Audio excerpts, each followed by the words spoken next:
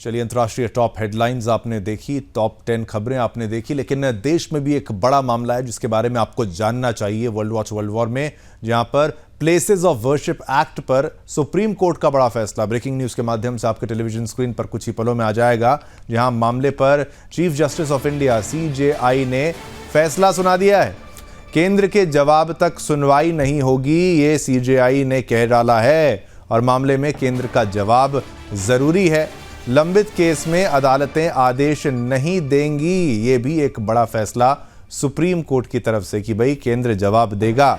सर्वे का भी आदेश जारी नहीं होगा। ये लीजिए एक और, क्या कहें, इस जजमेंट को आप किस नज़रिए से देखना चाहें वो आपका अपना दृष्टिकोण होगा, क्योंकि सर्वे का भी आदेश जारी नहीं होगा ये भी कह दिया गया है। 4 हफ्ते बाद सुप्रीम कोर्ट में अगली सुनवाई होगी, तो केंद्र से जवाब मांगा है। अब केंद्र के ऊपर सारा दारोमदार है कि वो क्या जवाब देता है। तो प्लेसेस ऑफ वर्शिप एक्ट का हवाला जिस तरीके से कुछ लोग दिया करते थे, जिनको सनातनियों से परेशानी थी कि भाई प्लेसेस ऑफ वर्शिप एक्ट है, वो उसको चेंज नहीं किया जा सकता, ये एक संवैधानिक हमारे कानून का संरक्षण मिल रहा है, लेकिन इसी को चैलेंज किया गया था सुप्रीम कोर्ट में। लेकिन अब सुप्रीम कोर्ट ने कहा है कि सर्वे का आदेश भी जारी नहीं होगा, लंबित केस में अदालतें आदेश नहीं देंगी और केंद्र जवाब दे।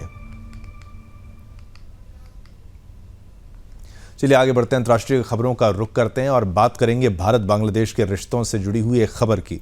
भारत बांग्लादेश से जुड़ी बड़ी खबर आपको बता दें, 5 महीने बाद वापस भारत लौटी मिताली एक्सप्रेस। ये बड़ी खबर आपको बता दें, ये भारत बांग्लादेश के खराब रिश्तों की एक और तस्वीर आपके टेलीविजन स्क्रीन पर है। भारत बांग्लादेश के बीच चली है मिताली एक्सप्रेस और हिंसक आंदोलन के चलते ढाका में फंसी थी ये ट्रेन, और शेख हसीना के खिलाफ आंदोलन के कारण ये ट्रेन वहां पर फंसी रही थी और अब ये भारत वापस लौट आई है। तो मिताली एक्सप्रेस भारत वापस लौटी और आंदोलन के कारण वहां पर फंसी हुई थी ट्रेन। भारत बांग्लादेश के विदेश सचिवों की बैठक के बाद यह फैसला लिया गया है। हालांकि दोनों देशों के बीच अंतर्राष्ट्रीय ट्रेन सेवा कब फिर से शुरू होगी, इस पर सवाल बना हुआ है।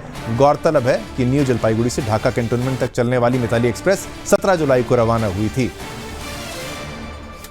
वापस ले आए हैं। बांग्लादेश में जो मिताली एक्सप्रेस का एम्प्टी कोच फंसा हुआ था, वो बांग्लादेश सरकार के सहयोग से और रेलवे बोर्ड के आदेश पे यहाँ से लोग जाकर के उसको वापस ले आए हैं, जो कि NJP में भी खड़ा है। और इसके आगे चलने का जो है बात भारत सरकार और बांग्लादेश सरकार के द्वारा ही किया जा सकता है। और बांग्लादेश की जो अभी स्थिति है उससे कोई बांग्लादेश सरकार की तरफ से सिक्योरिटी क्लियरेंस मिलने के बाद ही इस ट्रेन का परिचालन संभव हो पाएगा। NJP यहाँ पे तो पहले से सारे इंफ्रास्ट्रक्चर बने हुए थे, अभी जो कोच आया है उसका हम लोग रेगुलर मेंटेनेंस कर लेंगे, करके करीब रेडी ही है।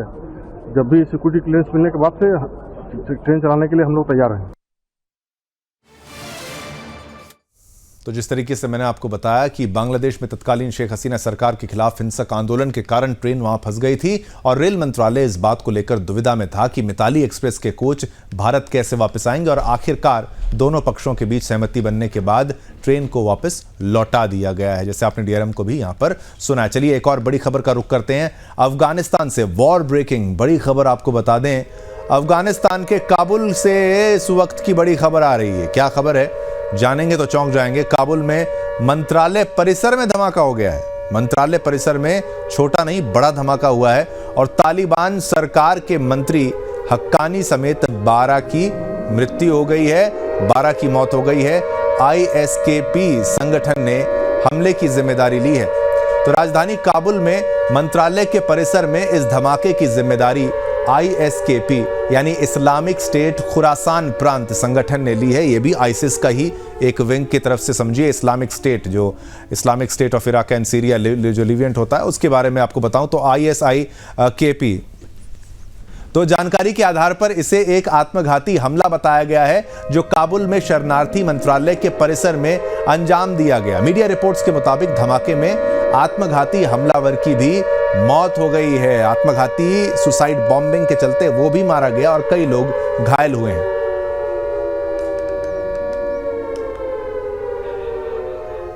चलिए, आपको ब्रेकिंग न्यूज तो मैंने बता दी। अब इसी मुद्दे पर और जानकारी देते हैं क्योंकि ये मुख्य मुद्दा है। अफगानिस्तान में तालिबान की सरकार है। तालिबान वो आतंकवादी संगठन के रूप में मत समझिए, वो दौर गए, अमेरिका बाहर निकला और अब वहां की सरकार है तालिबान की सरकार। अफगानिस्तान की राजधानी काबुल में मंत्रालय परिसर में बड़ा धमाका हुआ और तालिबान सरकार के मंत्री हक्कानी समेत 12 लोगों की मौत हो गई क्योंकि अफगानिस्तान में तालिबान को एक और बड़ी चुनौती का अब सामना करना पड़ रहा है। वो चुनौती है इस्लामिक स्टेट खुरासान प्रांत की।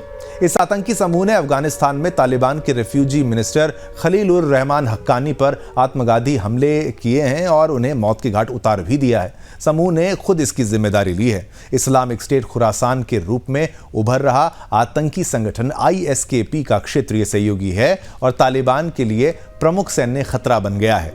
खलील हक्कानी का परिवार तालिबान की सैन्य गतिविधियों में अहम भूमिका निभा चुका है।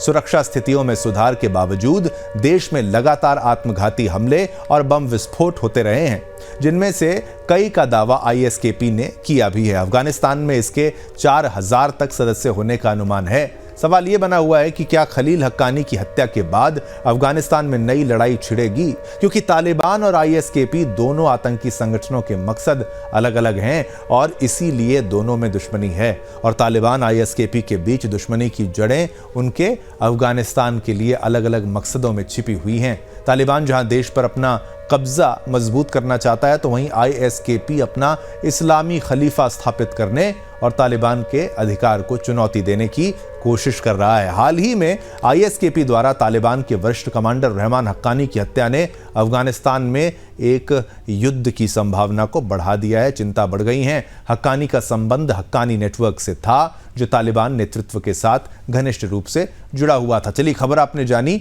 अब ग्राफिक्स भी जानिए ताकि बेहतर इस पूरे खबर को आप समझ सकें। बिल्कुल आप खबर को आपको रटा देंगे, ऐसे समझाएंगे कि आपको कोई कंफ्यूजन ना बचे। अब ग्राफिक्स क्या कहते हैं। तालिबान और ISKP के बीच दरार। तालिबान और ISKP के बीच 2015 से लड़ाई चल रही है। 2019 में तालिबान ने ISKP के गढ़ को तहस नहस कर दिया था। 15 से लड़ाई और 4 साल में तालिबान ने ISKP को लगभग साफ कर दिया था, लेकिन खत्म कहां होगा ISKP। 2021 में तालिबान ने अफगानिस्तान की सत्ता पर कब्जा किया। अमेरिका के जाने के बाद वो आप सब जानते हैं, तस्वीरें आपने देखा कैसे प्लेन में लटक लटक के वहां से लोग भागना चाह रहे थे। तब अफगानिस्तान में ISKP ने नई एनर्जी के साथ वापसी की। ISKP अपनी ताकत को बढ़ाने में जुटा रहा और क्षेत्र में हालात और खराब कर दिए। तालिबान और ISKP ने एक दूसरे पर हमले करना शुरू कर दिया और तालिबान ISKP के ठिकानों पर हमले और कार्रवाई करता जा रहा था। यह संघर्ष दोनों गुटों के बीच जारी रहने की संभावना को दर्शाता है। तो ये ग्राफिक्स के माध्यम से आपको समझा रहे हैं हम कि दोनों आतंकी संगठनों के बीच किस तरह का संघर्ष है। और आपको ये भी बता दें, संयुक्त राष्ट्र ने, ये आपको खबर समझाई, ग्राफिक्स दिखाए, संयुक्त राष्ट्र ने तालिबान और ISIS के बीच KP के बीच जारी हिंसा की रिपोर्ट दी है और उस रिपोर्ट में साफ दर्शाया गया था कि तालिबान ISIS के ठिकानों पर हमले और कार्रवाई करता जा रहा है। ये संघर्ष दोनों गुटों के बीच जारी रहने की संभावना को दर्शाता है, जिससे एक नए आंतरिक युद्ध की संभावनाएं बनी हुई हैं। यह भी ध्यान देना अहम होगा कि अल-कायदा और तालिबान के बीच संबंध भी तनाव की वजह से बनी हुई थी, तनाव उनके बीच में था। और 2011 में ओसामा बिन लादेन की मौत के बाद अल-कायदा ने उसकी हत्या का बदला लेने का संकल्प लिया था, जो अफगानिस्तान में सुरक्षा स्थिति के लिए और भी खतरा साबित हो सकता है। चलिए, एक और ग्राफिक्स है आपके लिए, वो भी आपको दिखाते हैं और बताते हैं कि कौन था खलील रहमान हक्कानी जिसको मार दिया गया। ग्राफिक्स के माध्यम से जानिए।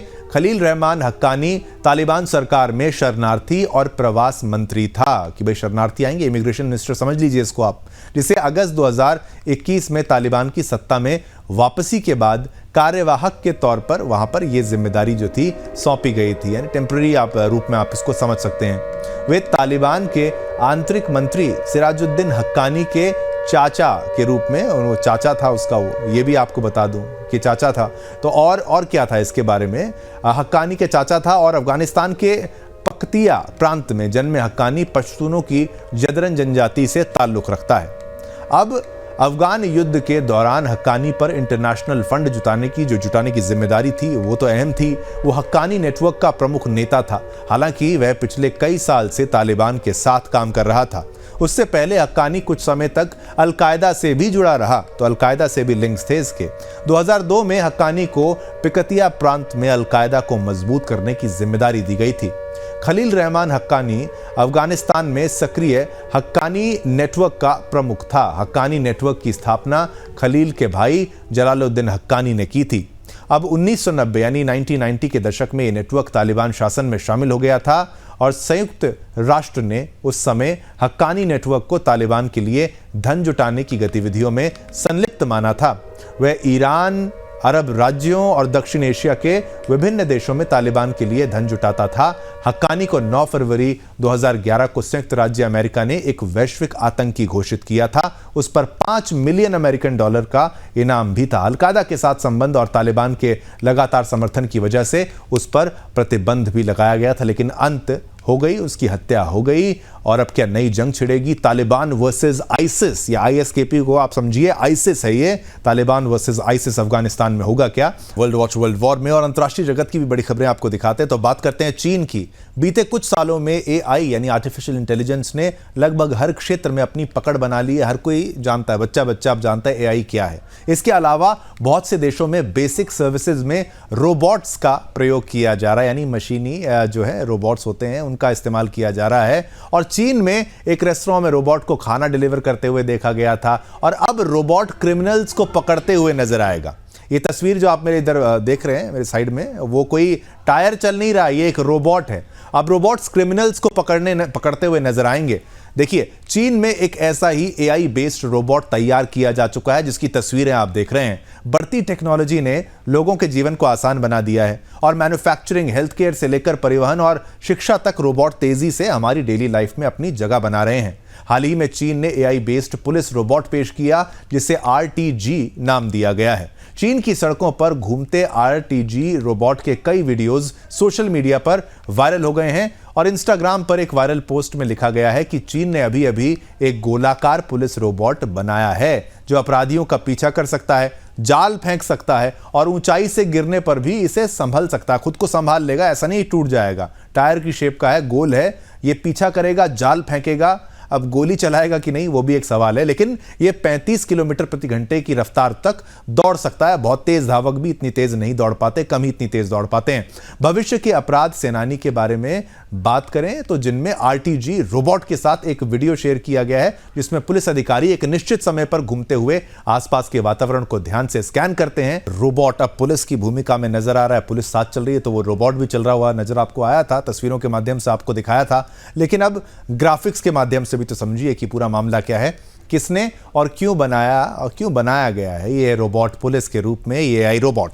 इस रोबोट को रोबोटिक्स फर्म यानी लॉग ऑन टेक्नोलॉजी ने तैयार किया है। ये तो इसके ग्राफिक्स का पहला मुद्दा है। फिर इसे खासतौर पर निगरानी करने के लिए डिजाइन किया गया है और तो और इसको अपराधियों का पीछा करने और पकड़ने के लिए डिजाइन किया गया है कि भाई अपराधियों के पीछे जाएगा, टायर शेप में है, 35 किलोमीटर प्रति घंटे की रफ्तार से ये जाएगा।